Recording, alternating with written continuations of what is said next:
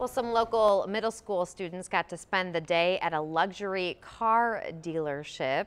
It's all part of the Incarnate Word Academy Amazing Angel Shake competition that's been going on since the beginning of the school year.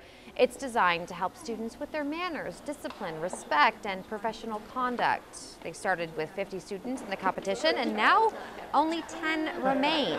For this fourth round event, the students had to memorize a script of dialogue and make a television commercial. Very cool.